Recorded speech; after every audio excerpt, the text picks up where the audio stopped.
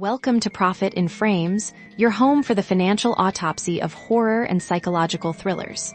Tonight, we're dissecting another nightmare, carving into the movie budget, the box office numbers, and the shocking profit behind the fear.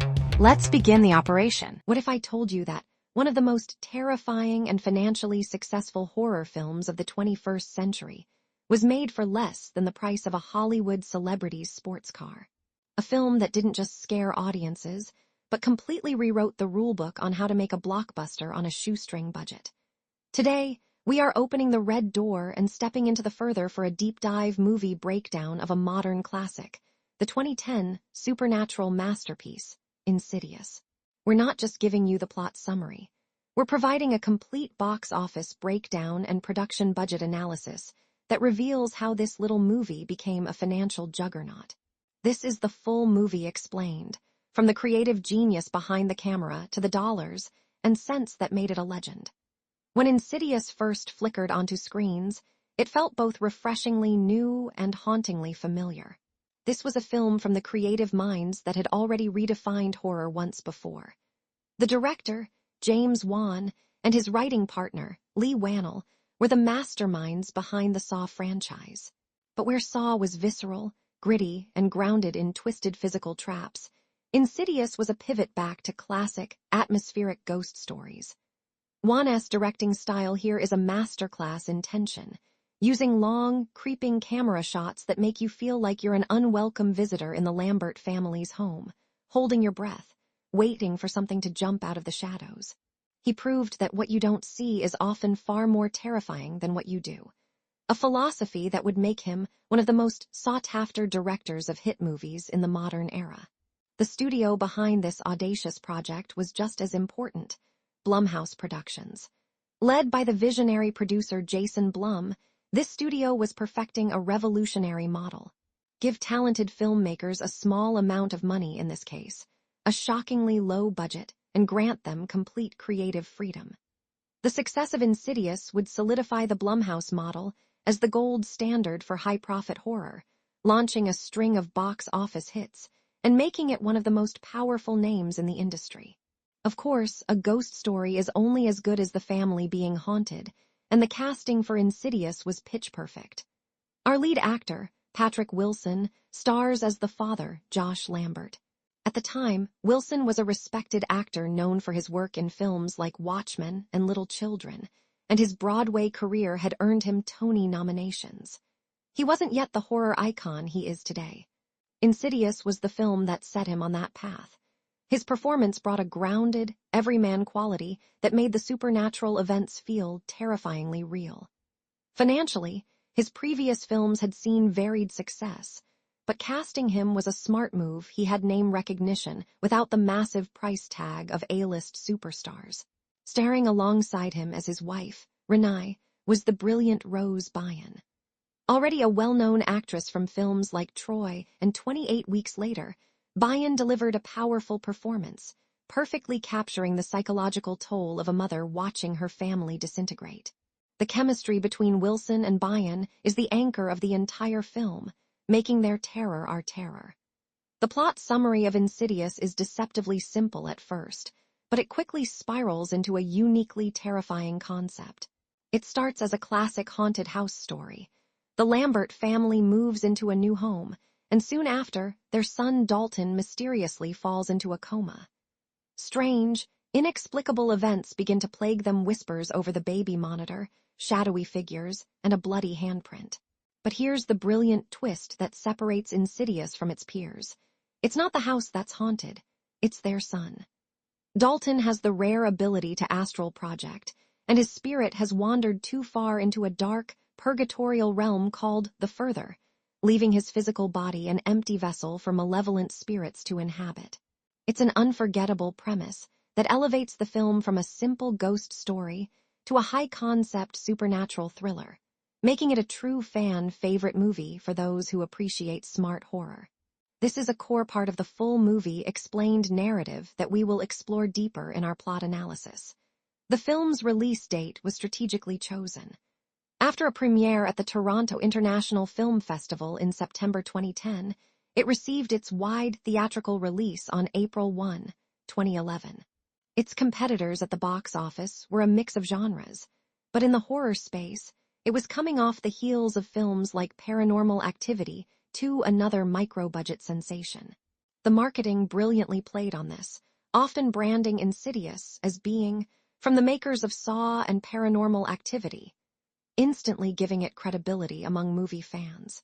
The official trailer for Insidious is a work of art in itself. It's legendary for its use of Tiny Tim's creepy, high-pitched song, Tiptoe Through the Tulips, juxtaposed with some of the most effective jump scares ever put in a trailer. That trailer went viral, creating a massive wave of anticipation and proving you could sell a film on pure, unadulterated terror.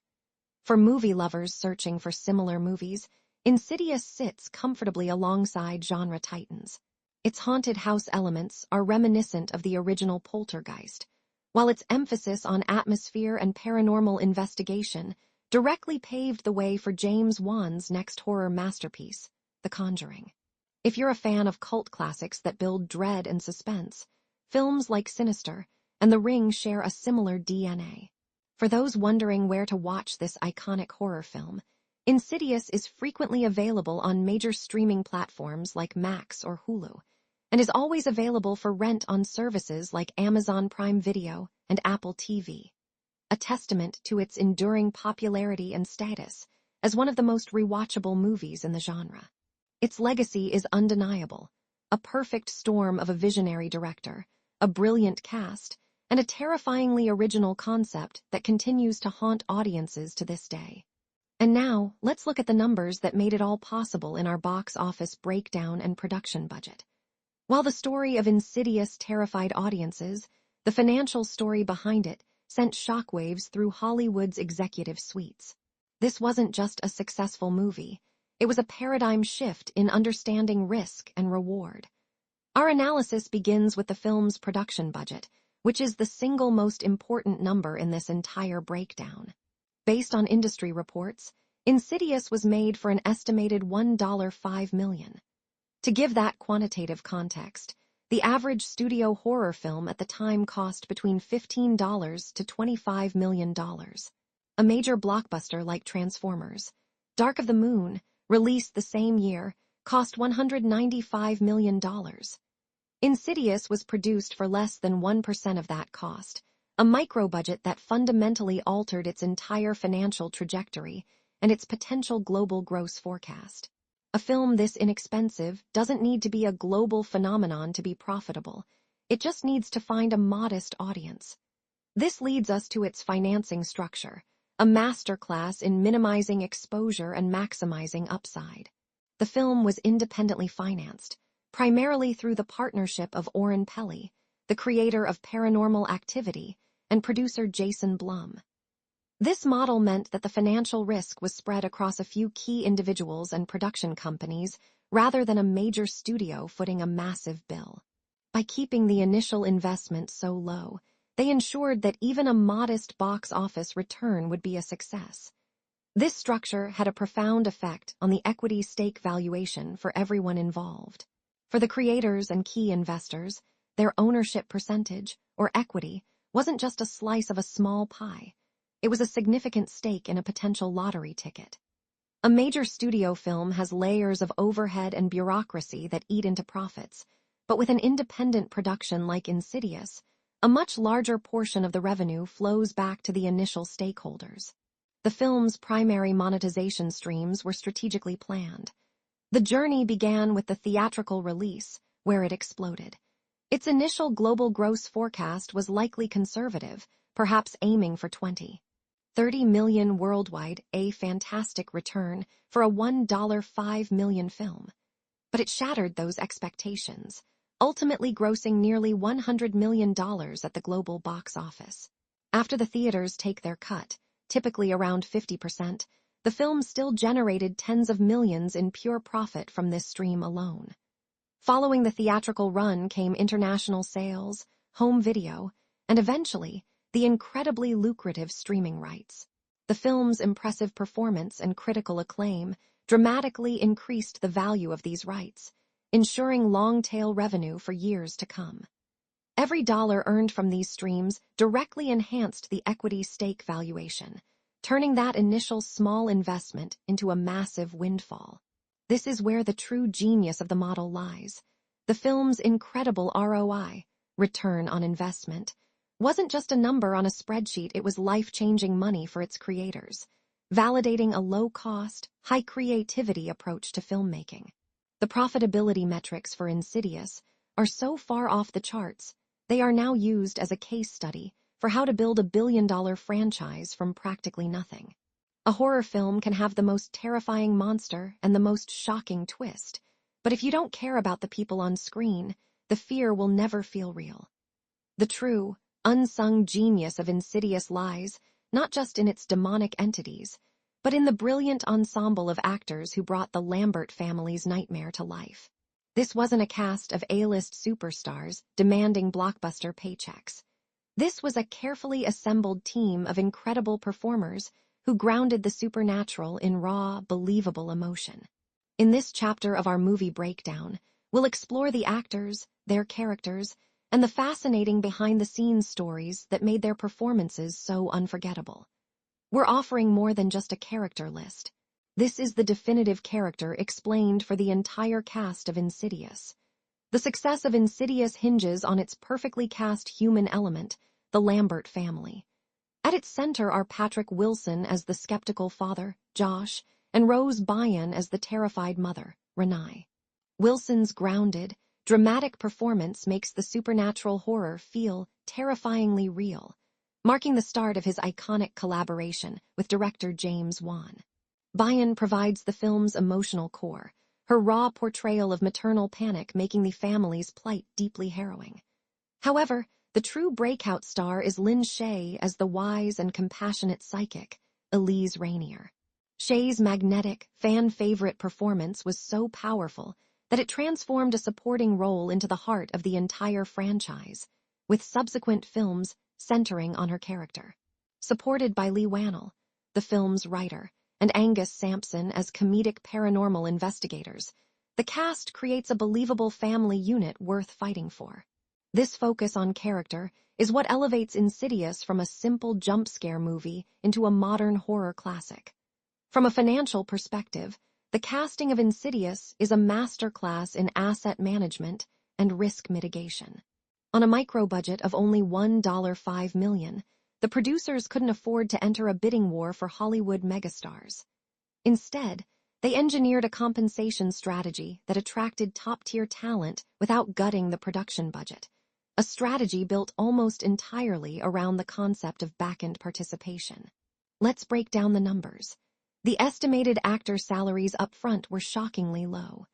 For actors of Patrick Wilson and Rose Byrne's caliber, a typical studio film might offer them a salary in the high six figures or low seven figures. For Insidious, it is widely believed they worked for the SAG-AFTRA scale minimum, which at the time would have been less than $100,000 each. This was not a paycheck gig, it was an investment. This strategy completely redefined the film's budget allocation. In a typical blockbuster, A-list salaries can consume 20–30% of the entire budget.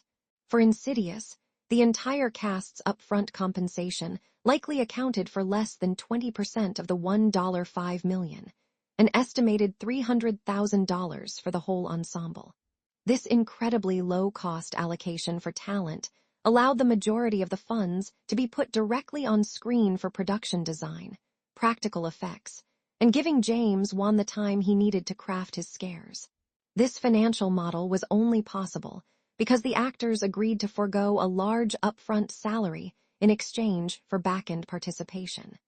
This means they receive a percentage of the film's profits after it recoups its initial investment and marketing costs. This move is brilliant for two reasons. It minimizes the studio's initial financial exposure, and it transforms the actors into business partners.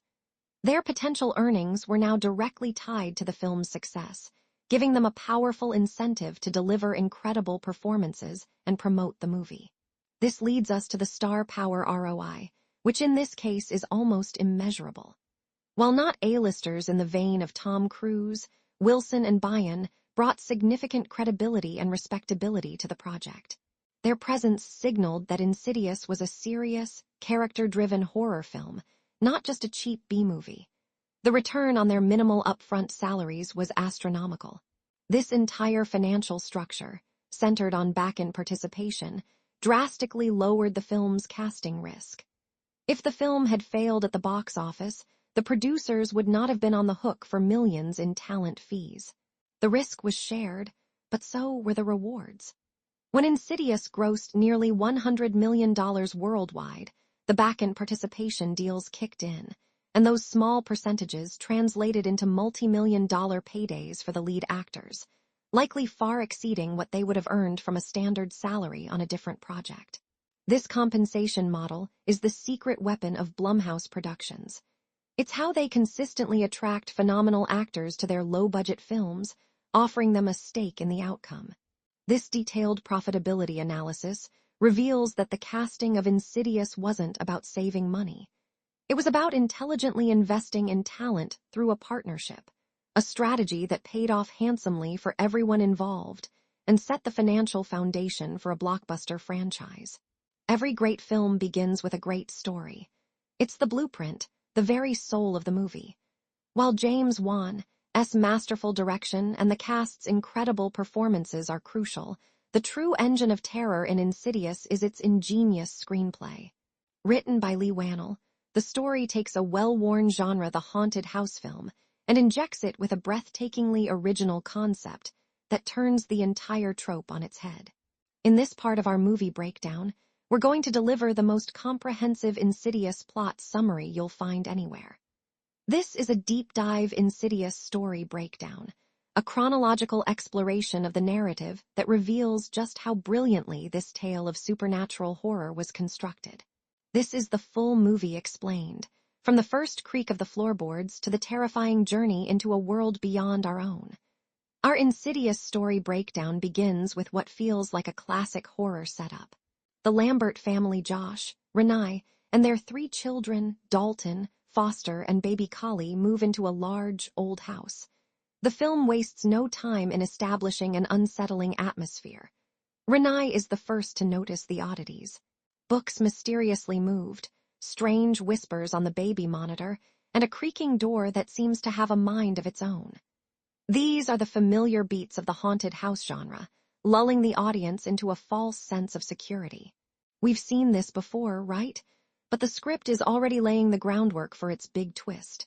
The key event in the first act is when Dalton, exploring the dusty attic, has a fall.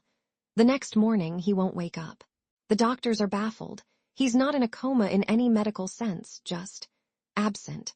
The plot of Insidious is ignited when Josh and Renai Lambert's son, Dalton, inexplicably falls into a coma. Soon after, the family is besieged by escalating paranormal activity. Renai is tormented by terrifying apparitions and sinister voices, but her husband Josh remains skeptical, blaming her experiences on stress. The conflict isolates Renai, making her doubt her own sanity as she becomes the sole witness to the haunting targeting her helpless son. Convinced their house is haunted, the Lamberts move, only to discover the terrifying truth. The entity has followed them. This masterstroke twist reveals the film's thesis. It's not the house that's haunted, it's your son. The story shifts from a haunted house narrative to a personal spiritual invasion. This revelation forces Josh's mother, Lorraine, to confess a long-held secret. Josh was also tormented by a spirit as a child, and his memory was suppressed. Lorraine brings in psychic Elise Rainier and her assistants, Specs and Tucker, who unravel the film's mythology. Elise explains that Dalton is a natural astral projector whose spirit has become lost in a dark, purgatorial realm called the Further. His physical body is now an empty vessel, attracting tormented souls, including a powerful red-faced demon that wants to possess him violently. To save his son, Josh must embrace his own repressed ability to astral project and journey into the Further himself. This transforms the film into a high-stakes, interdimensional rescue mission, setting the stage for a terrifying climax as a father must venture into a literal hellscape to retrieve his son's lost soul from an investor's perspective. The screenplay for Insidious represents one of the most brilliant examples of a low-cost, high-yield asset in modern filmmaking. Its financial genius lies in its incredibly favorable risk-return ratio. Let's begin with the script development cost. Lee Wannell, as the writer and one of the core creative partners with director James Wan and producer Jason Blum, was part of the foundational team. This means there likely wasn't a massive, upfront script acquisition cost. Instead of a studio paying a high six-figure sum for a hot-spec script, the cost was internalized. Wannell's compensation would have been a smaller upfront fee, heavily supplemented by back-end profit participation. Based on WGA scale and independent film standards, the cash outlay for the script's development was probably under $100,000, a fraction of what a studio would pay. This immediately minimized the initial investment, creating a fantastic starting point for its risk-return ratio. Next, we must analyze the creative risk embedded in the story. On the surface, a story about astral projection and a purgatory-like dimension called The Further could be seen as a significant financial gamble. It's a high-concept idea that, if executed poorly, could come across as silly or confusing to a mainstream audience. A major studio might have demanded rewrites to make it a more conventional ghost story. However, the screenplay mitigates this risk beautifully. It spends the first half of the movie grounded in the familiar tropes of a haunted house film, slowly and carefully earning the audience's trust before introducing the more outlandish, high-concept elements. This narrative structure was a savvy financial decision. By the time the film reveals its true premise, the audience is already deeply invested in the characters and the mystery. This approach dramatically lowered the creative risk, ensuring the story felt innovative rather than alienating, which is a key component in achieving a positive risk-return ratio. This brings us to the story development ROI, or the return on the investment in the script itself. The screenplay's true financial power lies in its world building. The concept of The Further is not just a plot device. It's a monetizable universe. It's a sandbox that allows for infinite storytelling possibilities. You can have prequels, sequels, and spin-offs exploring different characters and different entities within this realm, all without being tied to the original Lambert family. This narrative element transformed the script from a one-off movie into a potential billion-dollar franchise. The story development ROI, therefore, isn't just measured by the box office of the first film. It's measured by the cumulative revenue of the entire cinematic universe it created. The minimal upfront cost of the script, weighed against the immense, long-term franchise value it generated, results in a risk-return ratio that is, without exaggeration, one of the best in cinematic history. The screenplay for Insidious wasn't just a story. It was the financial cornerstone of an empire, demonstrating exceptional budget efficiency by creating a vast, exploitable IP with minimal initial production spending. We have arrived at the dark heart of our analysis. The final moments of Insidious are not just a conclusion, they are a declaration of war. This is the part of the film that cemented its legacy, a shocking and brutal finale that left audiences breathless and begging for more. If you've ever typed "Insidious Ending Explained" into a search bar, you have come to the right place. We are about to dissect this masterful conclusion frame by frame, exploring every terrifying detail and unpacking the devastating implications of its iconic twist ending. This section is your ultimate guide, filled with massive spoilers, so if you haven't seen the film, consider this your final warning. We will delve into the most popular Insidious fan theories, discuss how this ending perfectly sets up future sequels, and explore the potential for a massive universe expansion. This is the definitive Insidious Ending Explained. To truly understand the Insidious Ending Explained, we must first walk through the film's climactic third act. Josh Lambert, guided by Elise, enters a trance and astral projects into the Further to find his son, Dalton. What follows is a descent into a surreal, nightmarish landscape. The Further is a dark, twisted mirror of the real world, populated by grotesque spirits with vacant, painted-on smiles and sinister intentions. Josh navigates this terrifying realm, eventually finding Dalton chained in the lair of the lipstick-faced demon. The confrontation is tense but brief. Josh grabs his son and they flee, pursued not only by the demon, but by a host of other malevolent entities. It is during this desperate escape that we witness a critical and often overlooked moment. As Josh runs, he is momentarily distracted by a vision of the old woman in the black wedding, dressed the bride in black, the same spirit that haunted him as a child. This fleeting encounter is the key to the entire twist ending. Josh and Dalton successfully return to their bodies, and the Lambert family is tearfully reunited. It appears to be a happy ending. The nightmare is over. Or is it? This is where the Insidious ending explained truly begins. As Renai and Lorraine celebrate, Elise senses that something is wrong. She looks at Josh and sees not the triumphant father, but something else.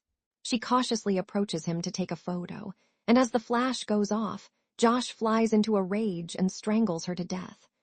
Renai runs in to find Elise's body and sees the photo she took. In it, the figure of the old woman, the bride in black, is standing where Josh should be. Renai then looks at Josh's hand and realizes his hand is old and wrinkled, confirming the terrifying truth. The camera pushes in on Josh's face as he gives a small, chilling smile. The man who returned from the further was not Josh Lambert. He is a vessel, possessed by the spirit of the bride in black. That is the devastating twist ending, a final, brutal gut punch that recontextualizes the entire film. There is no post-credit scene in Insidious, because it doesn't need one. The ending itself is the perfect sequel hook. This shocking conclusion immediately sparked a wave of Insidious fan theories, as viewers tried to piece together exactly when and how Josh was possessed. The most popular theory, and the one that is essentially confirmed in the sequel, is that the possession occurred during that brief, pivotal moment in the further when Josh was distracted by the bride in black. This theory suggests that while Josh was focused on Dalton, the old woman's spirit slipped past him and into his empty body back in the real world. This is a classic Trojan horse maneuver. The spirit didn't need to defeat Josh in the further, it just needed to beat him in a race back to his body. This is a central part of the Insidious ending explained. Josh's victory was a complete illusion. He saved his son, but he lost himself in the process. These kinds of intricate plot details are what fuel discussions about potential sequels and the deep lore of the universe. Another fascinating set of Insidious fan theories revolves around the nature of the further itself and the hierarchy of its demonic inhabitants. One theory posits that the lipstick-faced demon isn't the ultimate evil of the further, but rather a powerful, territorial entity, akin to a guard dog for an even greater evil. Fans speculate that the bride in black, also known as Parker Crane, is a far more cunning and insidious, pun intended, villain. While the demon uses brute force, the bride in black uses psychological warfare and deception, making her a more personal and terrifying antagonist for the Lambert family. These theories explore the possibility of a vast universe expansion, where different sections of the further are ruled by different entities, each with their own motives and powers. There are no official rumored plotlines from this time that confirm these details, but this kind of fan speculation is precisely what makes a franchise thrive. It transforms the audience from passive viewers into active participants in the mythology. Now let's talk about the massive spoilers and their implications for the future. The ending of Insidious doesn't just suggest a sequel, it demands one. We are left with an unbearable cliffhanger. Elise, the only one who truly understood the threat, is dead. Renai is now trapped in a house with a man who looks like her husband, but is secretly a malevolent spirit. Dalton is safe, but his father is gone. This sets up a direct continuation of the story, making Insidious. Chapter 2, an inevitability. The twist ending is the perfect narrative launchpad. It raises so many questions that audiences were desperate to see answered. What does the bride in black want? Can the real Josh be saved? Who will stop this entity now that Elise is gone? This brilliant narrative choice ensured that the conversation around Insidious would continue long after the credits rolled. The brilliance of this finale is how it reframes the entire movie. Upon a second viewing, knowing the ending, the film becomes a tragic horror story. Every moment of Josh's skepticism in the first half, every instance of his memory loss regarding his childhood, takes on a sinister new meaning. We realize he was never truly free from the bride in black. The entity was simply dormant, waiting for an opportunity to return. This is the ultimate Insidious ending explained. The film isn't about a family defeating a ghost. It's about a ghost successfully completing a possession that it started decades earlier. This long-game narrative structure provides fertile ground for a massive universe expansion, allowing for prequels that could explore Elise's backstory or the origins of the bride in black.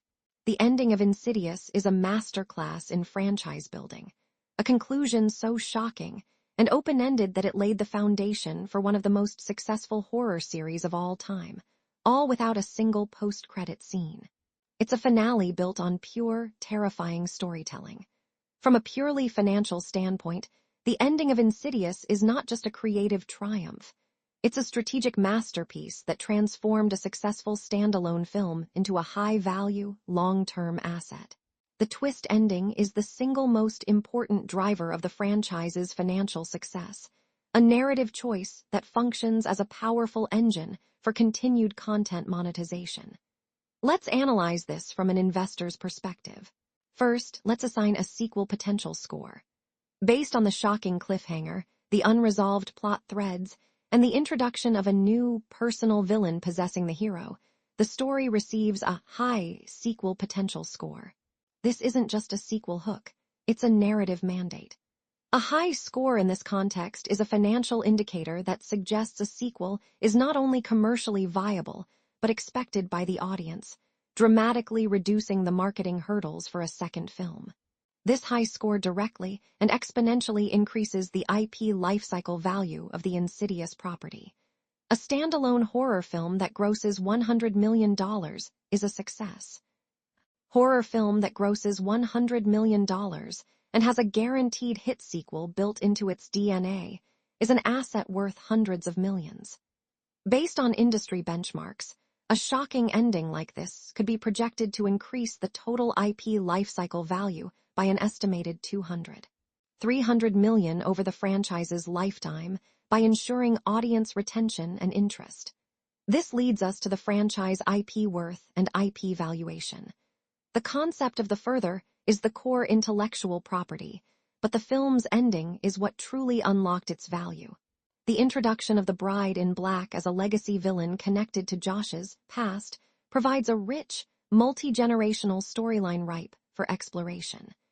This narrative depth significantly boosts the overall franchise IP worth. A high IP valuation isn't just about box office, it's about the breadth and depth of the story world.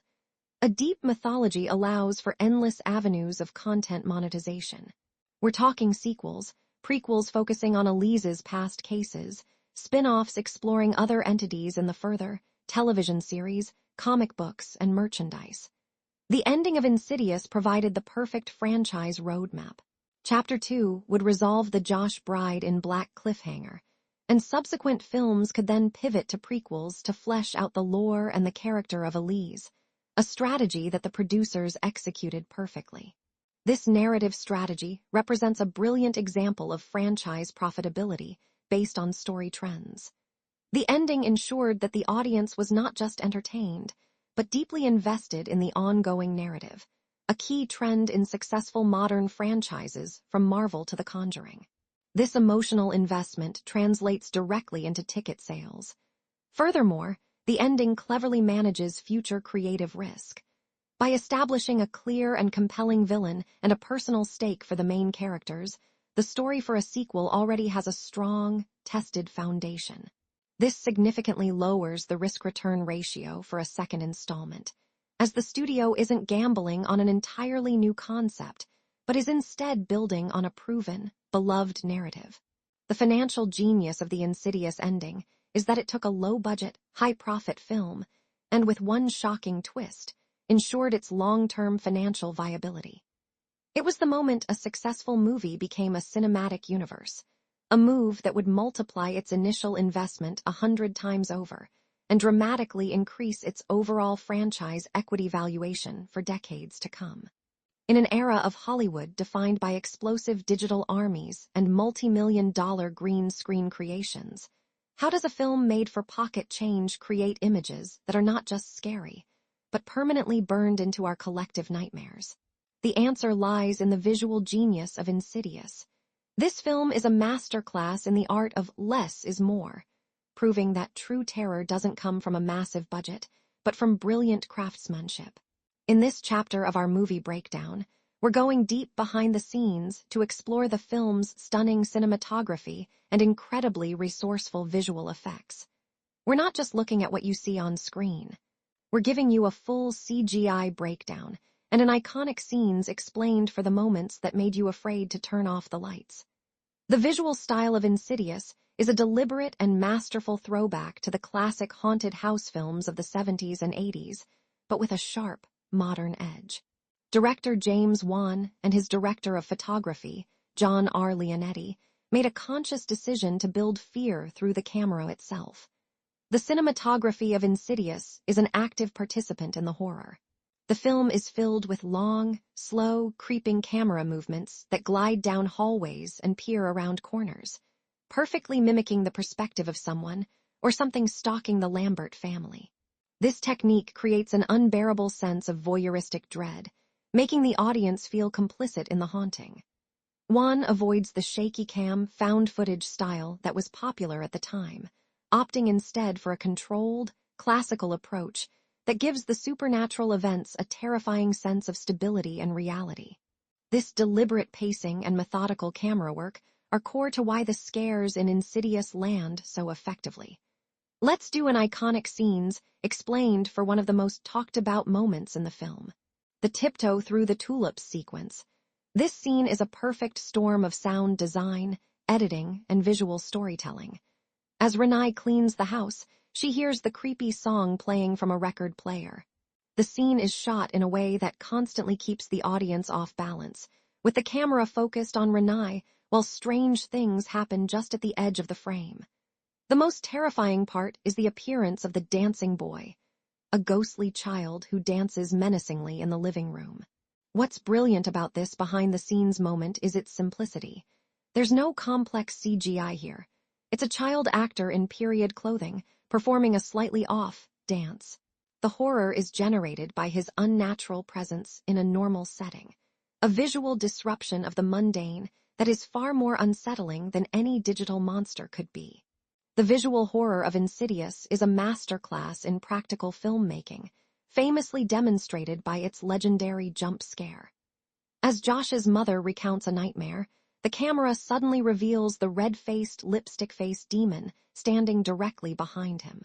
The scare's power comes from perfect timing and a screeching musical cue, not CGI. The demon was an actor in incredible practical makeup, a technique director James Wan champions. This commitment to practicality defines the film's other supernatural elements. The unsettling spirits populating the further, like the smiling family, were actors in costume, their jerky movements created with old-school camera tricks like reversing footage. This tangible approach makes the ghosts feel physically present and far creepier than many modern digital creations. Finally, the production design of the further itself is a triumph of creativity over budget. It avoids cliché hellscapes, instead presenting a dark, claustrophobic, and twisted version of the Lamberts' own home. Achieved with smoke machines and clever lighting, this transforms a safe, familiar space into a personal, psychological nightmare. This resourceful, low-budget approach is the source of the film's enduring visual power, proving that in horror, ingenuity is often more effective than an unlimited budget. From a financial analyst's viewpoint, the visual production of Insidious is a landmark case study in extreme fiscal efficiency. The film's approach to cinematography and visual effects is the bedrock of its legendary profitability, perfectly illustrating the concept of maximizing ROI versus visual complexity. The core strategy was to allocate capital not to expensive digital effects, but to in-camera artistry and practical solutions, a decision that had a monumental impact on the film's bottom line and its eventual cumulative earnings. Let's begin with the VFX budget. In a typical modern blockbuster, the visual effects budget can be astronomical, often consuming 30–50% of the total production cost. For a film like Insidious, with its $1.5 million budget, that would have been an impossible allocation. Instead, the VFX budget was likely microscopic, estimated to be under 5% of the total budget, perhaps as little as $50,000 to $75,000. This money wouldn't have been for creating digital creatures, but for subtle enhancements like wire removal, smoke effects, and other minor digital cleanup.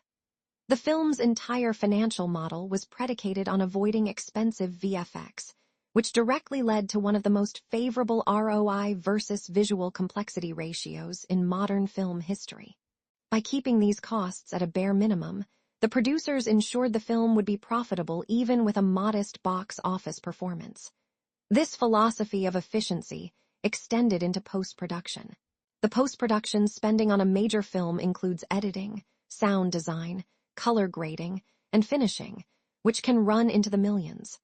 For Insidious, the post-production burn rate, the daily cost to keep the process running, was kept incredibly low. Because the film relied on practical effects captured in camera, there was far less work to be done in the digital realm.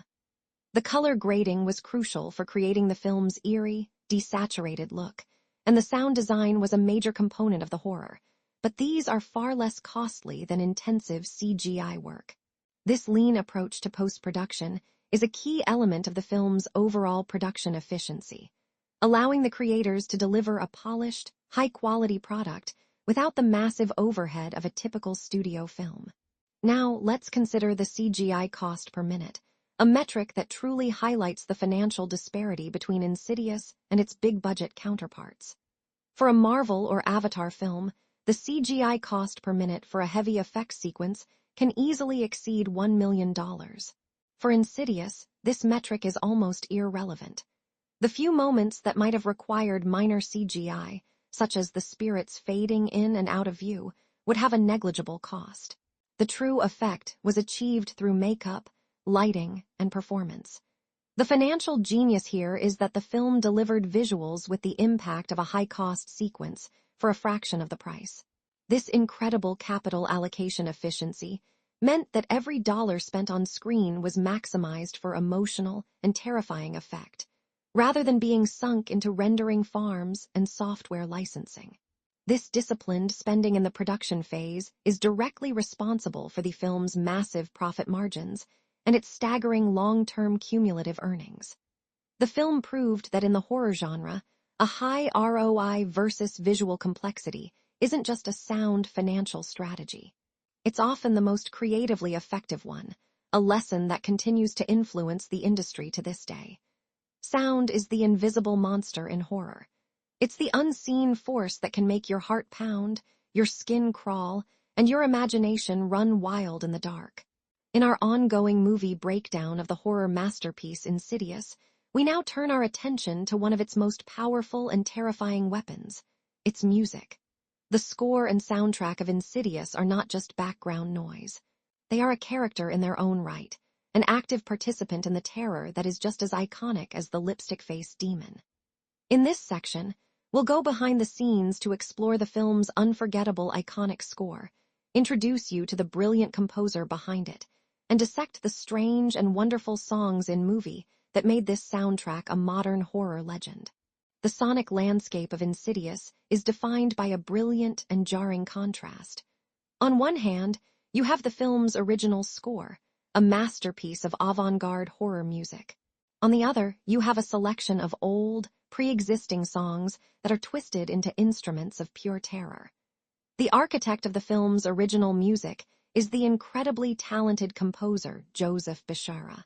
For those who follow cinematic music, Bishara is a modern master of the horror genre, having also created the chilling scores for The Conjuring and Annabelle.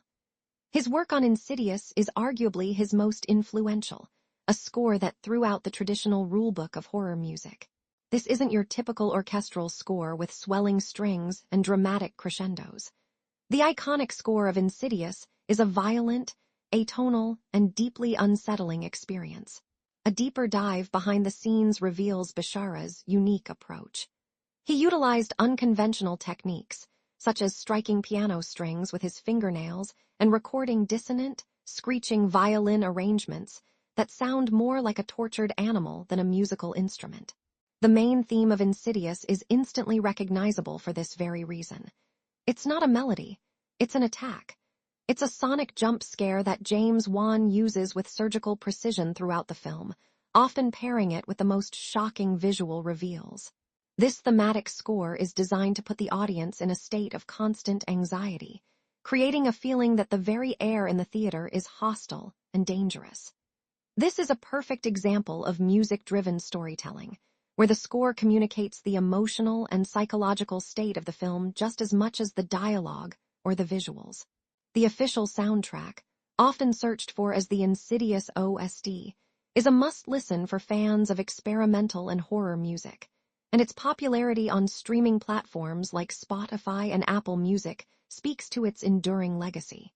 However, the genius of the Insidious soundtrack doesn't end with its original score. The film's most memorable musical moment comes from a licensed song, a perfect piece of musical counterpoint that has become legendary. We are, of course, talking about Tiny Tim's bizarre 1968 novelty hit, Tiptoe Through the Tulips.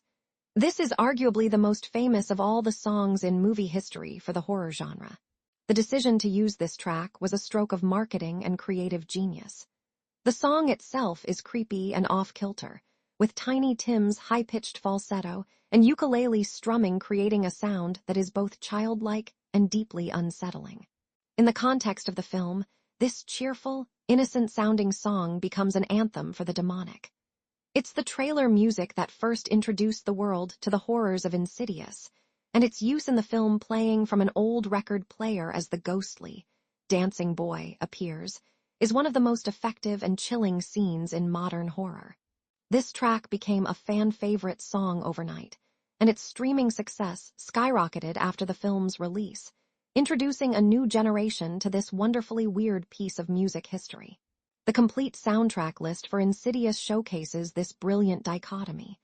The OST is a journey through Joseph Bishara's unsettling soundscapes, with track titles like The Insidious Plane and Void, which perfectly capture the film's oppressive atmosphere.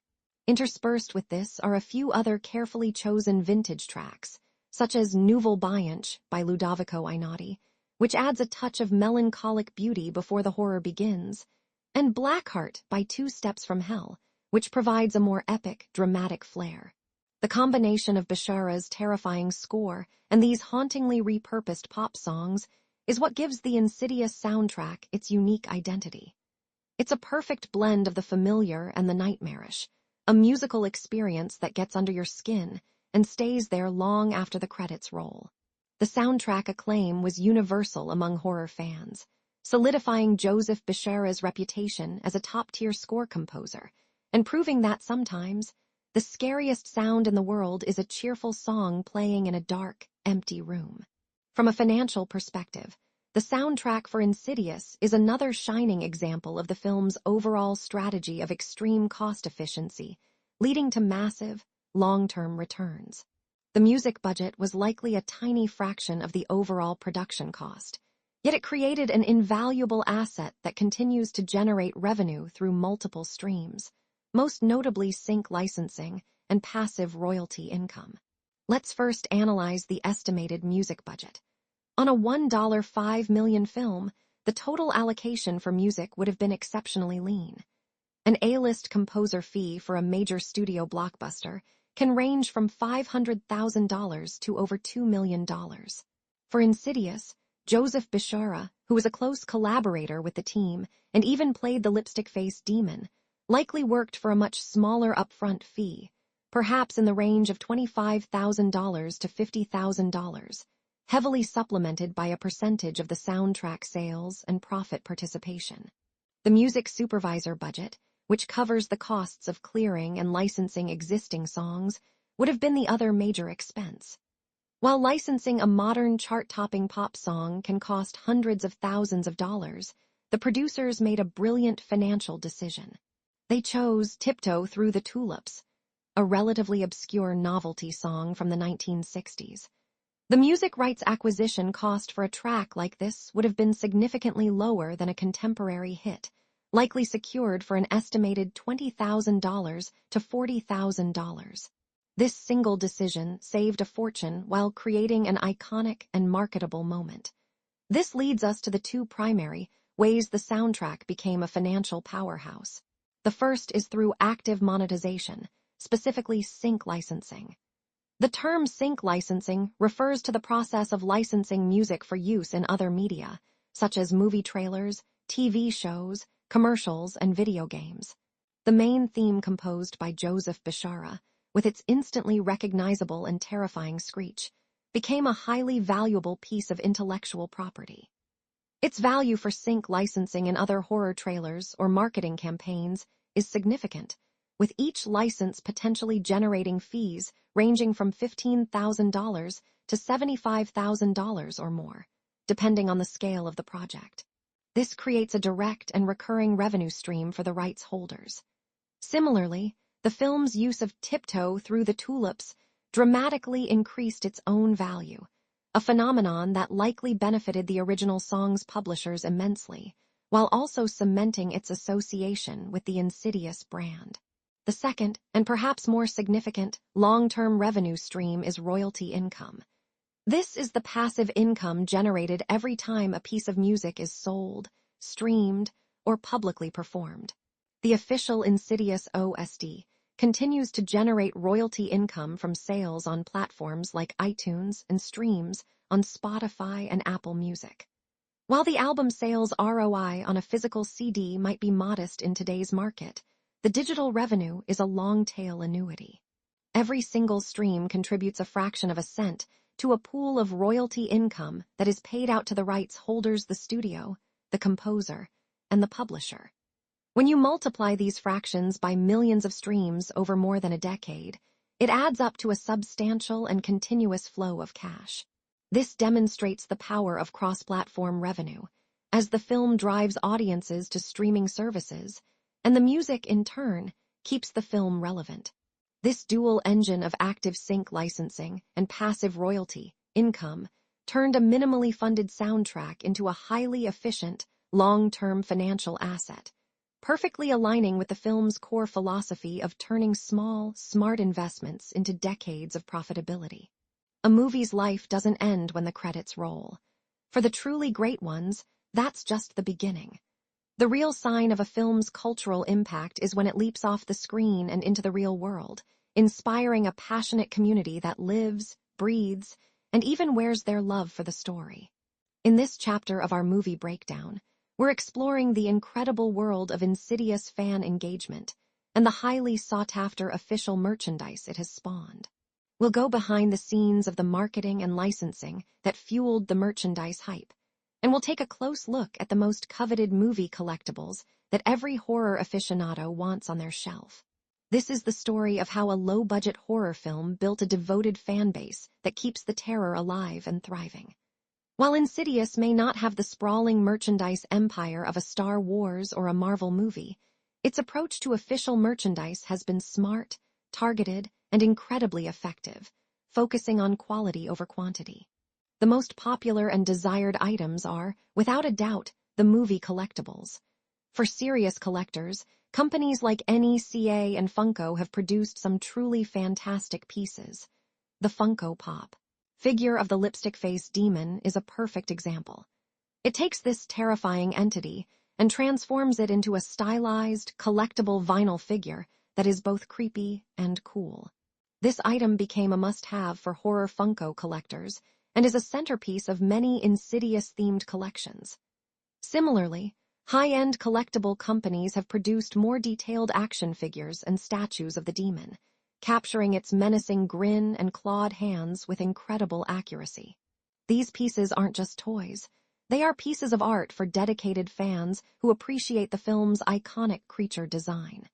Beyond figures, the official merchandise line for Insidious includes a fantastic range of themed apparel. We're talking about t-shirts, hoodies, and hats featuring iconic imagery from the film The Red Door, the lipstick-faced demon's silhouette, or the creepy, tiptoe through the tulips phrase. This kind of apparel allows fans to wear their fandom on their sleeve, literally. One of the most interesting aspects we discovered behind the scenes is the strategy of exclusive drops. Often, in partnership with horror-themed apparel brands like Frightrags or Caviticolors, the studio will release limited-edition shirt designs that are only available for a short period. This creates a sense of urgency and exclusivity, driving up the merchandise hype and turning a simple t-shirt into a coveted collector's item. Of course, no merchandise line would be complete without high-quality movie posters, and the artwork for Insidious, with its stark, red and black color scheme, has become iconic and highly sought after by collectors. However, the true power of the Insidious brand lies not just in what you can buy, but in the vibrant culture of fan engagement that has grown around it. This is a franchise that thrives on user-generated content and organic buzz. The pop culture impact of the film's scares was immediate and massive. In the early 2010s, reaction videos to the film's jump scares became a huge viral trend on YouTube. This was free marketing of the most powerful kind, as millions of potential viewers watched real people experience the terror of the film firsthand. This organic social media campaign, driven entirely by fans, was instrumental in the film's word-of-mouth success. In more recent years, this has evolved into TikTok challenges, where creators use the screeching violin score or audio clips from the film to create short, scary, or comedic videos. This passionate fan engagement extends into the creative arts as well. The visual world of Insidious has inspired a massive amount of incredible fan art.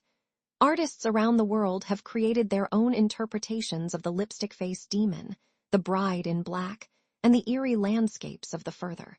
A quick search online reveals a gallery of stunning work, from hyper-realistic portraits to stylized animated designs.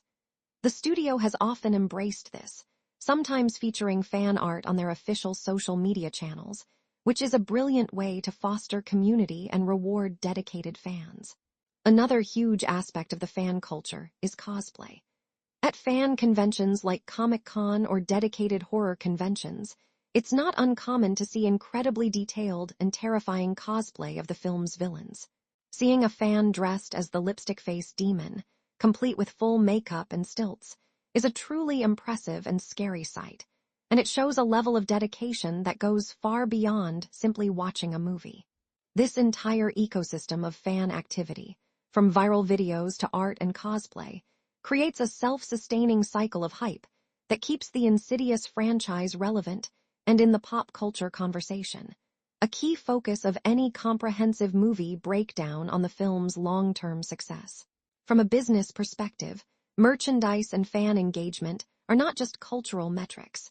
They are powerful and highly profitable revenue streams that significantly enhance a film's overall financial performance. The strategy for Insidious revolves around a low-risk, high-reward model built on the foundational concept of the licensed product royalty, and fueled by the immense power of fan-driven ROI. Let's first break down the business model of licensing and royalties. A studio like Blumhouse doesn't typically manufacture the t-shirts, toys, and collectibles themselves. That would require a massive investment in infrastructure, manufacturing, and distribution. Instead, they license out their intellectual property, IP, the characters, logos, and imagery from Insidious to third-party companies that specialize in these products, like Funko for vinyl figures or various apparel companies for t-shirts.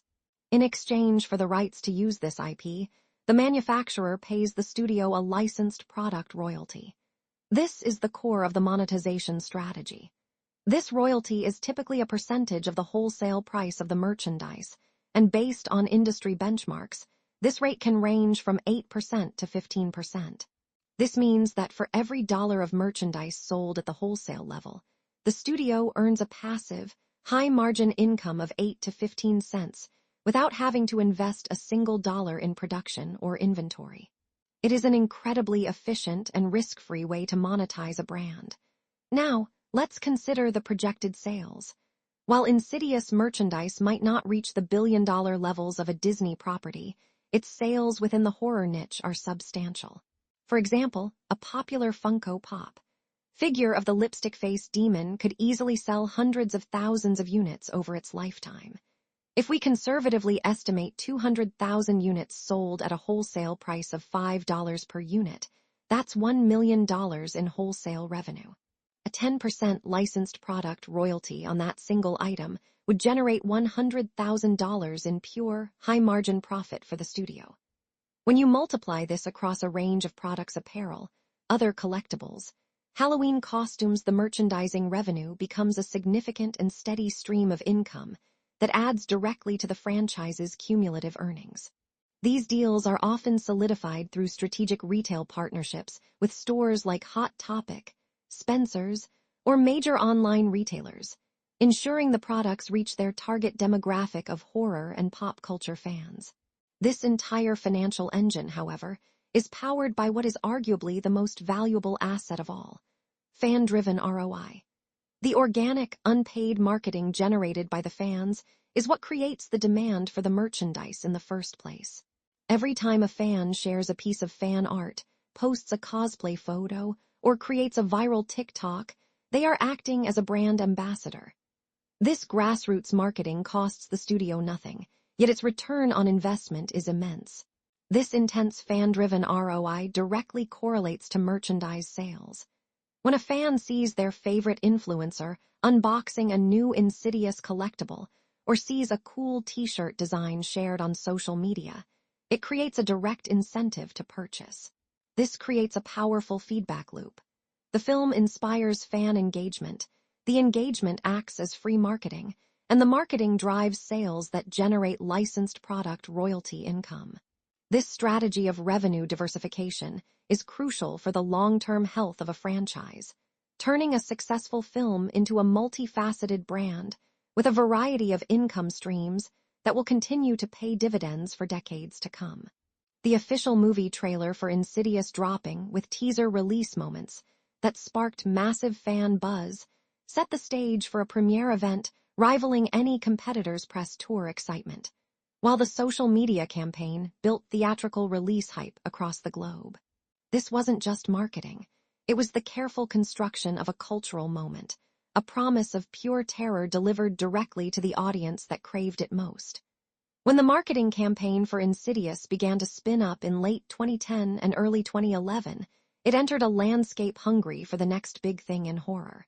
The found footage craze was still dominant, but audiences were ready for something different, something with a more classical, cinematic feel.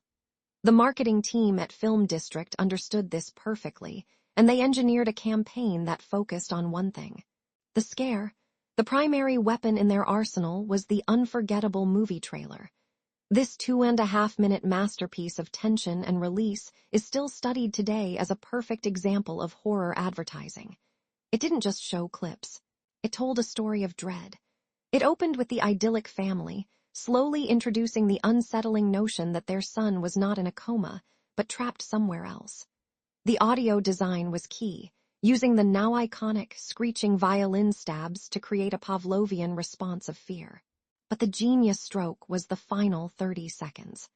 The trailer built to a crescendo with the psychic describing a demonic figure, and just as the audience leaned in, it delivered one of the most effective jump scares in trailer history: the lipstick-faced demon appearing suddenly behind Patrick Wilson's character. The trailer hype exploded overnight. YouTube was flooded with reaction videos, a phenomenon that was still in its relative infancy, as viewers filmed themselves and their friends jumping out of their seats. The view count skyrocketed, not because of a huge ad buy, but through organic word-of-mouth sharing. People weren't just watching the movie trailer, they were daring their friends to watch it. This viral spread was the bedrock of the entire campaign, creating an authentic level of anticipation that money simply can't buy. Following the initial teaser release, which hinted at the film's chilling atmosphere without giving away the big scares, the full campaign went into effect. Short, sharp TV spots were created, each one laser-focused on a single scare: a creepy voice over the baby monitor, a ghostly figure in the window, or that terrifying demon face. These ads were strategically placed during programs that targeted younger demographics, ensuring the core horror audience was saturated with the film's imagery. The social media campaign amplified this, sharing GIFs and short clips of the trailer's most terrifying moments on Facebook and Twitter. The marketing team understood that modern horror fans communicate through shared experiences, and they fed that desire by providing the perfect, terrifying content to share. The release excitement became a palpable force online, with fan conversations shifting from, "Have you seen the trailer?" to, "When can we see the movie?" This groundswell of support was crucial for a small film like Insidious as it prepared for its wide theatrical release. The culmination of this pre-release hype was the film's worldwide release strategy, which kicked off on April 1, 2011, in the United States. The choice of April Fool's Day was a clever piece of counter-programming. It was a date that no one would take seriously, making the release of a genuinely terrifying film an ironic and memorable event. This strategic positioning allowed Insidious to open in a relatively uncontested market, just before the summer blockbuster season would have swallowed it whole. The premiere event and a modest press tour featuring director James Wan and the cast further solidified the film's credibility, presenting it as a serious, well-crafted horror film from a visionary director. When the film finally hit theaters, the results were immediate and spectacular. The meticulously built hype from the movie trailer and social media translated directly into ticket sales. The box office breakdown for its opening weekend was stunning, grossing over $13 million against a production budget of only $1.5 million. It secured a third-place opening, a massive achievement for a micro-budget horror film. But the most telling part of the box office breakdown was its endurance. Unlike many horror films that are front-loaded and drop off steeply after opening weekend, Insidious had legs. The word of mouth was overwhelmingly positive, with audiences raving about the shocking ending and the relentless scares. The marketing had promised a terrifying experience, and the film delivered, creating a feedback loop where satisfied and terrified, customers became the film's best advertisers. This is where the marketing strategy proved its true genius. It didn't just sell a movie, it sold an event that people had to discuss afterward, leading many to search for a full movie explained video or article the moment they left the theater. The shocking twist ending, in which the hero becomes the villain, was a powerful marketing tool in itself, ensuring that the conversation around Insidious continued long after its theatrical release, ultimately driving more people to see what all the buzz was about. This long tail of engagement eventually paved the way for a successful streaming debut years later, where the film found a whole new audience, with many viewers still starting their journey because of that legendary movie trailer. From a financial perspective, the marketing and distribution campaign for Insidious is a masterclass in capital efficiency and maximizing return. The entire strategy hinged on an incredibly lopsided investment ratio, where the marketing expenditure dwarfed the actual production cost, a common model for micro-budget successes. The film's production budget was a mere $1.5 million, but to bring it to a mass audience, the distributor, Film District, had to commit to a significant P&A budget, which stands for prints and advertising.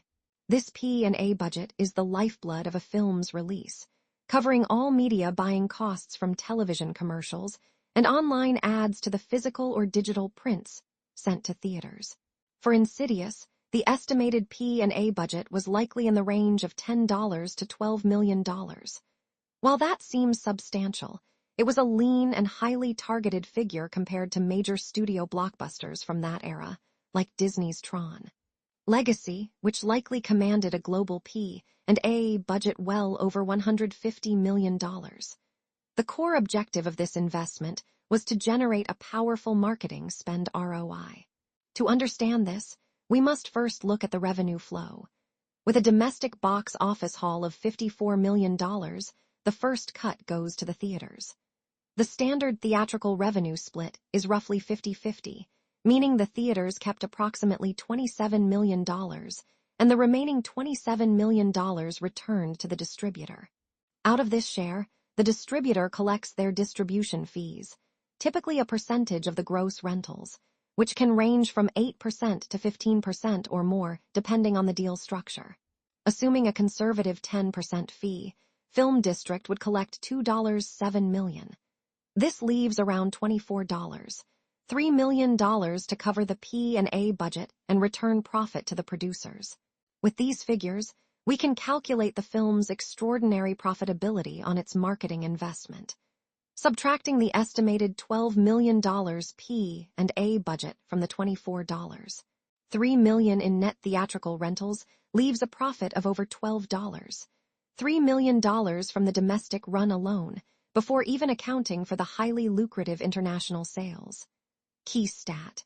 With an estimated $12 million P&A budget generating over $24 million in net theatrical revenue, the domestic marketing spend ROI for Insidious was over 100%, meaning for every dollar spent on marketing, the campaign generated more than $2 back. This is a phenomenal return, especially in the high-risk world of theatrical distribution. A significant portion of that success can be attributed to the campaign's reliance on cost-effective viral marketing and a highly efficient targeted ad spend, which focused resources squarely on the horror demographic rather than a broad, expensive blanket approach. The remarkable theatrical ROI of Insidious set a benchmark for Blumhouse and proved their model of low-budget, high marketing spend was not a one-off fluke like Paranormal Activity, but a repeatable and highly scalable business strategy. Fans of Paranormal Activity's genre-defining found-footage terror and The Conjuring's heart-pounding suspense will find Insidious bridges both worlds, delivering masterful horror moments that rival franchise-level hits now streaming on Netflix or Max.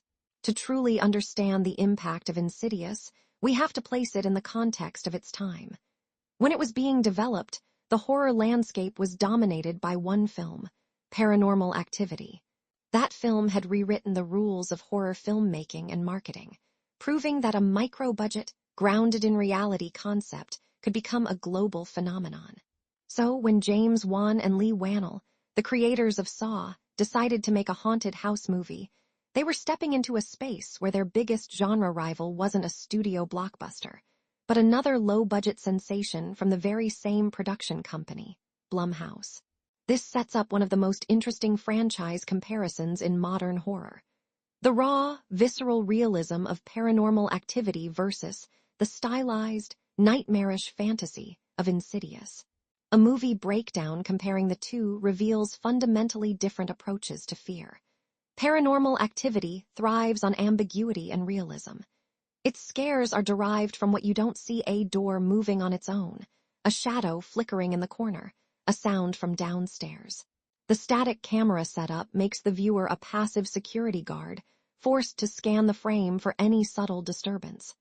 Insidious, on the other hand, is a full-throated cinematic ghost train.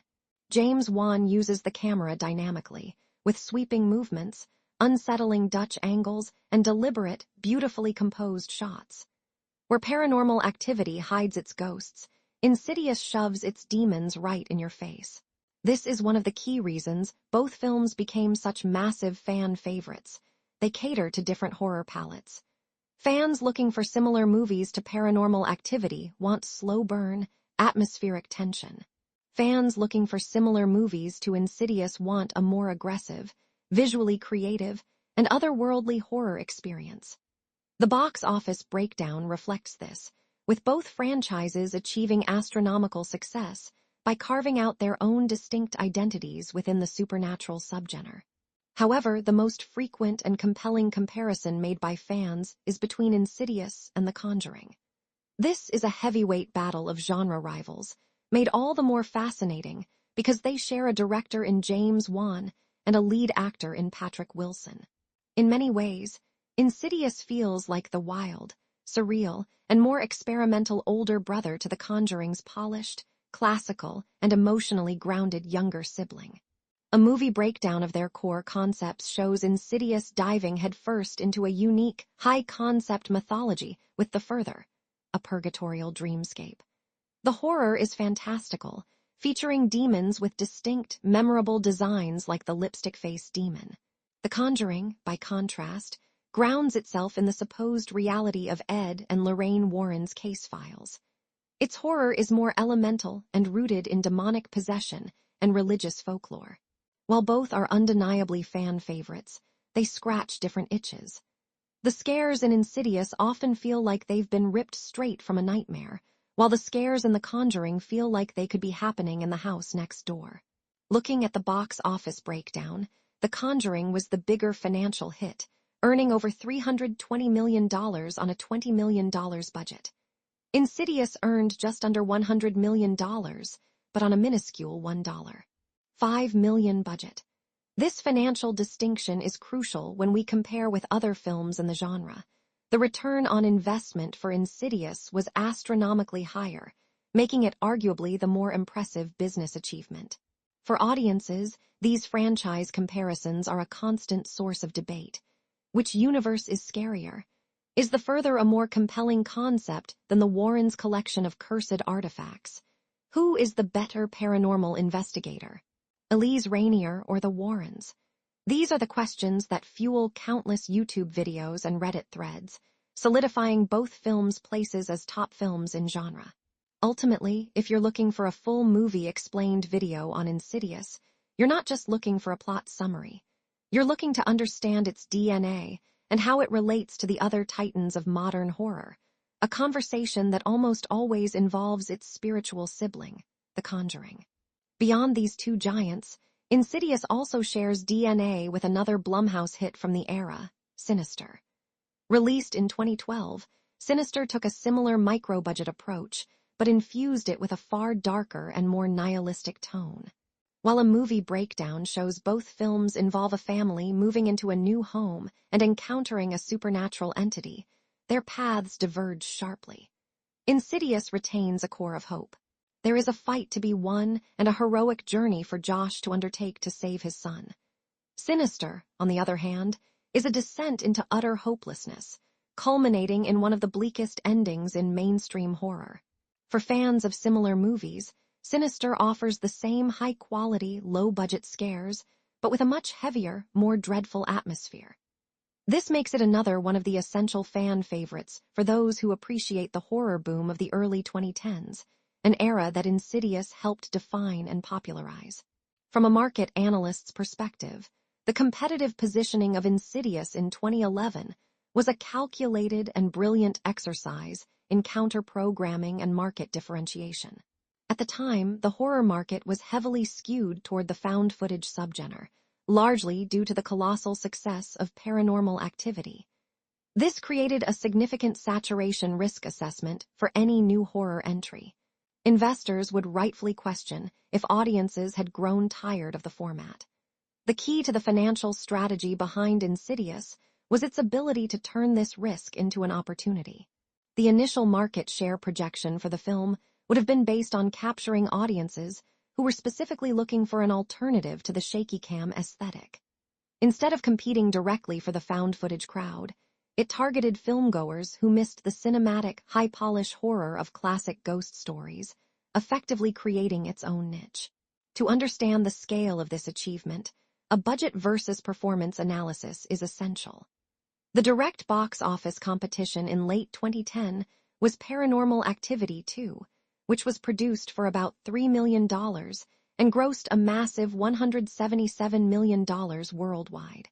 That film represented the dominant market force. A realistic market share projection for Insidious, as a new, unproven IP, might have been to capture just 25% of that film's audience, targeting a $40–50 million worldwide gross, which would have been a monumental success on its $1.5 million budget. The fact that it grossed nearly $100 million worldwide indicates it didn't just capture a niche. It expanded the market and wildly overperformed against any reasonable initial projection. The film's success provided one of the industry's most powerful ROI benchmarks for non-found footage horror. When evaluating the competitive landscape, it's crucial to consider the typical financial returns of the genre. The horror genre ROI average is notoriously high on successful films, often exceeding 5x to 10x the production budget. However, the failure rate is also substantial. Key stat: while a hit horror film can generate returns of over 1,000%, the median performance is far lower, making the high saturation risk a critical factor in greenlighting decisions. Insidious mitigated this risk not by spending less, but by spending smarter on a concept that stood out. We can see this clearly when running a budget versus box office comparison against a competing studio horror film from the same period, such as the 2010 remake of A Nightmare on Elm Street. That film had a much larger budget of around $35 million and grossed $117 million. While profitable, its return on investment was roughly 3x, a figure dwarfed by the approximately 66x return of Insidious. This demonstrates how a low budget combined with a strong, differentiated concept can dramatically outperform a bigger, more expensive film fighting for the same audience. The saturation risk assessment for the remake was arguably higher, as it was another entry in a long line of horror remakes, whereas Insidious was something new.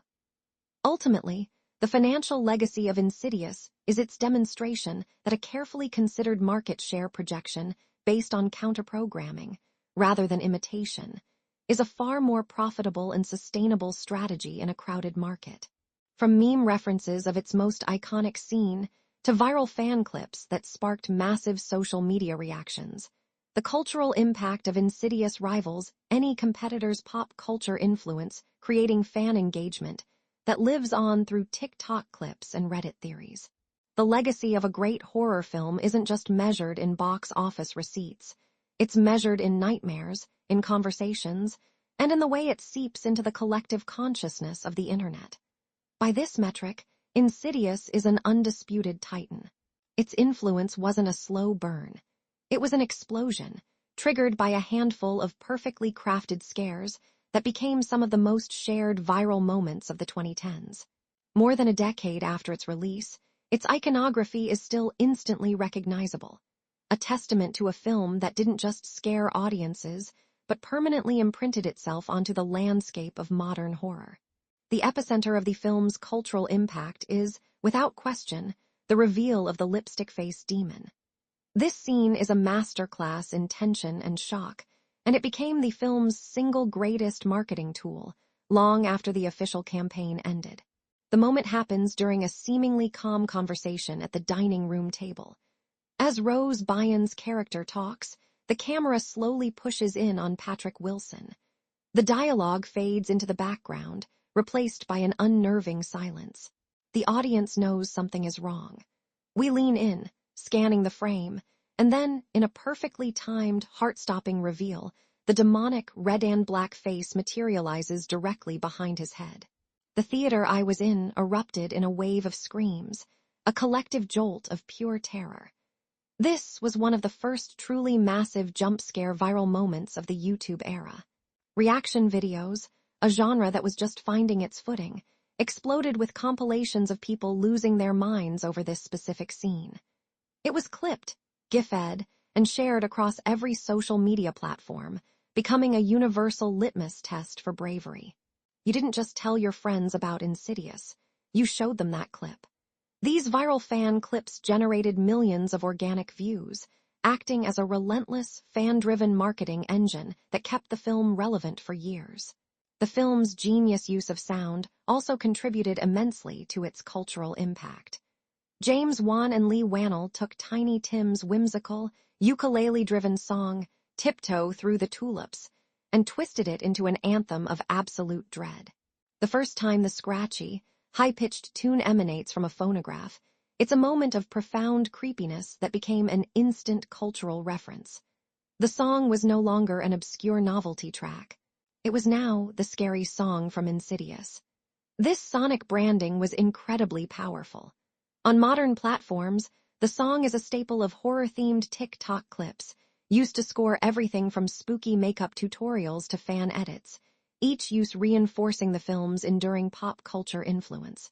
The stark contrast between the song's innocent melody and the film's terrifying imagery created a cognitive dissonance that fans latched onto, making it one of the most memorable audio cues in horror history, and a favorite among those dissecting the film's clever construction. Beyond the immediate scares, the rich lore of Insidious gave it a long and healthy life in online discussion forums, particularly through countless fan theories. The concept of the further, a dark, ethereal purgatory inhabited by tortured souls, was a brilliant piece of world-building that invited endless speculation. Subreddits and YouTube channels dedicated to horror are still filled with deep dives and Reddit theories about its rules. What is the hierarchy of demons in the further? Are there other, more powerful entities than the lipstick-faced demon? What are the full capabilities of an experienced astral projector like Elise Rainier? These questions fueled a universe of fan-driven content that kept the film intellectually engaging. This is where you find detailed discussions and videos titled Easter Eggs Explained, with fans pointing out subtle clues and connections that weren't obvious on a first viewing. For instance, a popular topic for Easter Eggs Explained is the drawing of the Saw franchise's Billy, the puppet on the classroom chalkboard behind Josh, a fun nod from director James Wan to his previous work. This leads us to the goldmine of behind-the-scenes information that fans adore. One of the most beloved fun facts about Insidious is that the film's composer, Joseph Bishara, is the man who actually played the lipstick-faced demon. Knowing that the creator of the film's terrifying score was also the physical embodiment of its main villain adds a fascinating layer to the filmmaking process. It speaks to the scrappy, hands-on ethos of the micro-budget production, a key part of the behind-the-scenes narrative that fans find so appealing. These tidbits, along with insights into how they achieved the scares with practical effects instead of CGI, make the story of Insidious as compelling as the film itself. The combination of its shocking viral moments, its rich mythology ripe for fan theories, and its fascinating behind-the-scenes stories has cemented the cultural impact of Insidious, ensuring that it remains a cornerstone of the horror genre and a perennial favorite for a new generation of fans discovering its terrors for the very first time. From a digital strategy standpoint, Insidious is a case study in converting cultural impact into financial value. The film achieved a phenomenal viral marketing ROI, as iconic scenes like the lipstick-faced demon reveal became cost-free advertisements shared millions of times across social media. This organic buzz, equivalent to millions in ad spend, fueled its long-term success. The sustained online conversation also created a CPM uplift from engagement, making ad inventory on related fan content more valuable and driving a profitable ecosystem that keeps the IP relevant. This cultural significance translates into a significant IP licensing premium. As a horror icon, Insidious commands an estimated 15–25% higher fee for attractions like Halloween Horror Nights, as partners license instant brand recognition. This status also enhances its brand partnership value with genre-specific companies like Spirit Halloween and Hot Topic, providing steady revenue from authentic collaborations. Ultimately, the film's most profitable investment was creating a few genuinely shareable, terrifying moments that continue to generate financial returns over a decade later. While Insidious may not have competed for Oscars or Golden Globes, its critical acclaim created a different kind of awards buzz, one rooted in genre respect and genuine audience fear. The film's successful journey began with a strong premiere at the 2010 Toronto International Film Festival, where it immediately generated positive highlights. This crucial first step signaled to both the industry and horror fans that Insidious was not just another formulaic horror movie, but an intelligent, well-crafted, and genuinely frightening piece of cinema from a director on the rise. Upon its official release, Insidious was met with a wave of positive critic reviews. Prominent figures like Roger Ebert praised its old-school approach to building suspense, a sentiment echoed across the critical landscape. Reviewers widely celebrated James Wan's masterful direction, Lee Wannell's clever script that subverted haunted house tropes, and the compelling lead performances from Patrick Wilson and Rose Byrne. This positive reception was solidified by its certified fresh, 67% rating on Rotten Tomatoes, a very respectable score for a mainstream horror film. This score became a powerful marketing tool, a seal of quality that encouraged more discerning moviegoers to give the film a chance, establishing a critical consensus that it was a smart, stylish, and effective horror experience.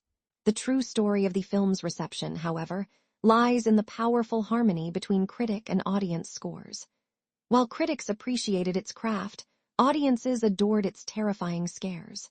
It earned a solid B cinema score on its opening night, and audience ratings on platforms like Rotten Tomatoes and IMDb were overwhelmingly positive.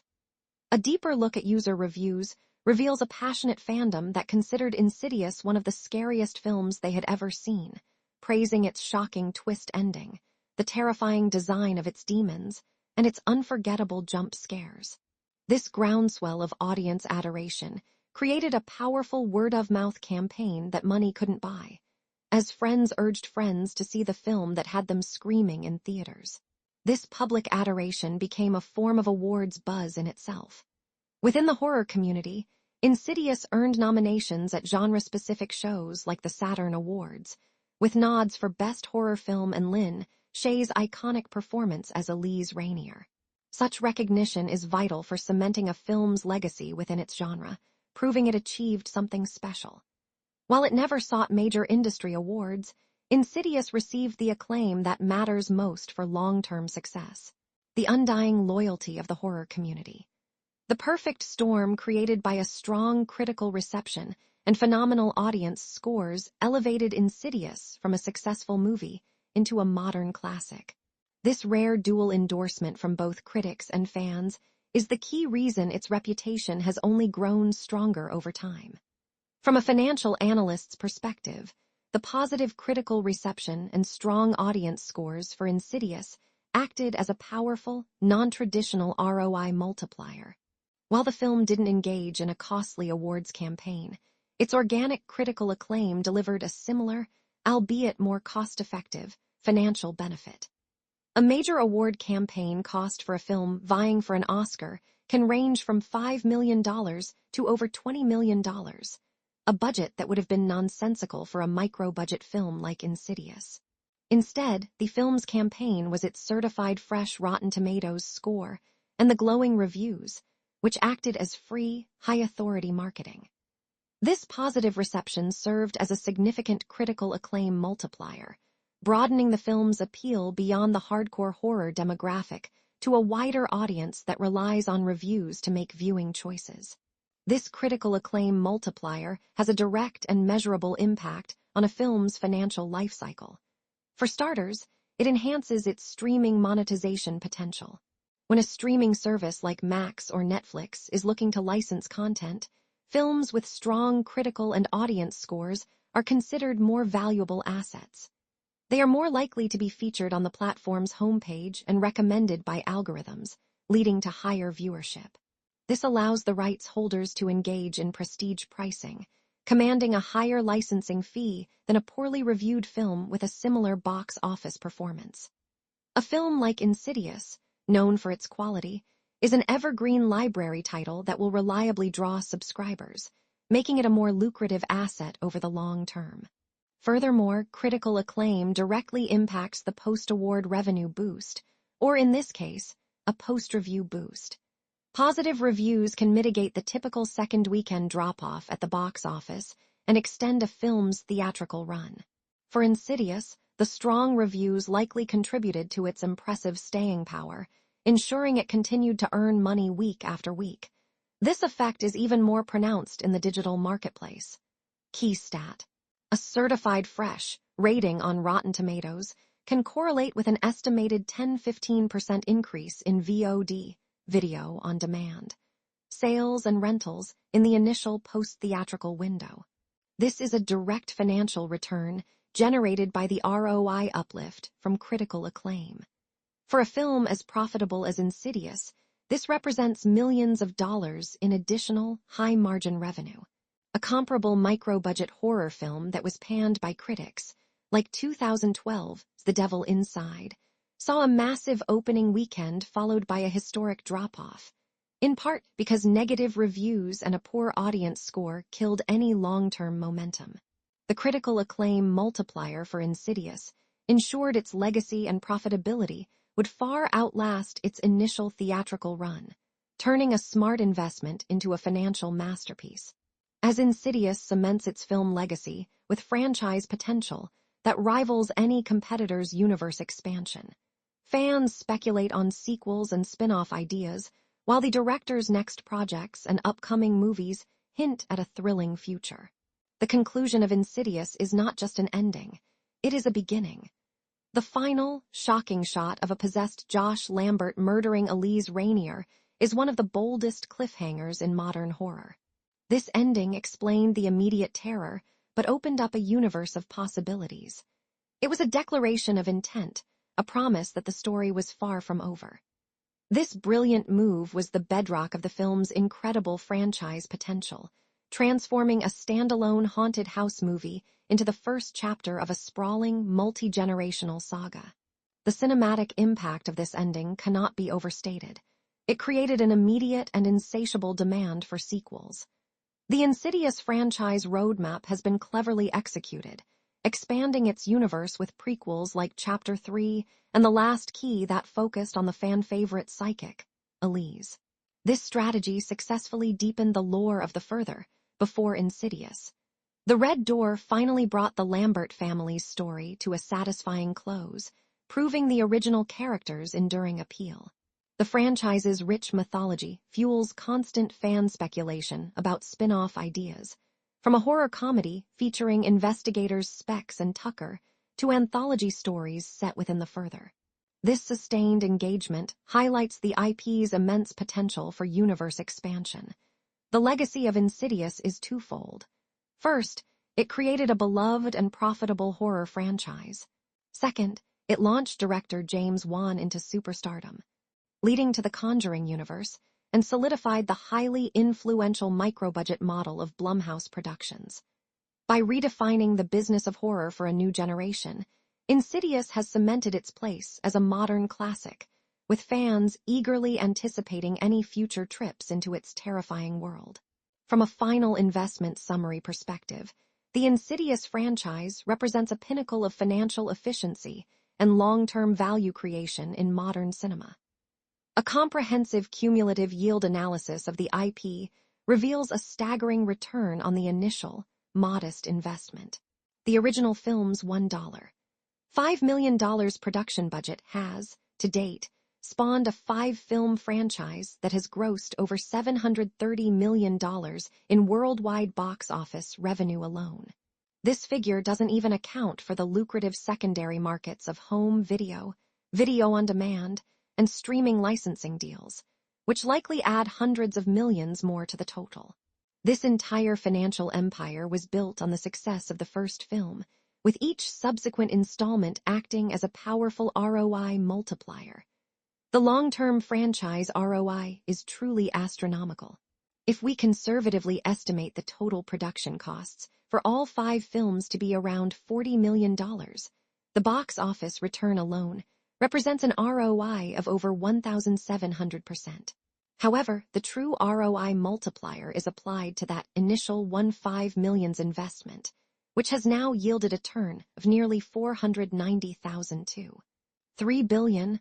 Their cumulative budget has also been significantly higher, making the ROI of Insidious a standout achievement in capital efficiency. Looking forward, the IP lifecycle value of the Insidious property remains incredibly strong.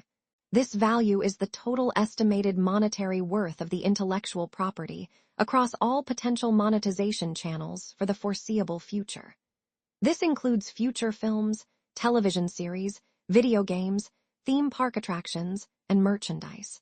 Key stat: a top-tier horror IP like Insidious could have a total IP lifecycle value estimated to be between $250 million and $500 million, considering its proven box office track record and deep fan engagement. The franchise has become an evergreen asset for the studio. A final cumulative yield analysis must project these legacy revenue streams. The original 2010 film will continue to be licensed to streaming services for decades, generating passive income year after year. Every new project, like the announced spin-off Thread, an Insidious tale, acts as another ROI multiplier, not only generating its own revenue, but also boosting interest and viewership for the entire back catalog. This synergistic cycle is the ultimate goal of franchise filmmaking, and Insidious stands as one of the most successful and profitable examples in the history of the horror genre. If you survived this financial autopsy, slash that like button and subscribe to Profit in Frames for more dissections of the horror genre's most profitable monsters. What scary movie should we put on the operating table next? Let us know your victim in the comments below.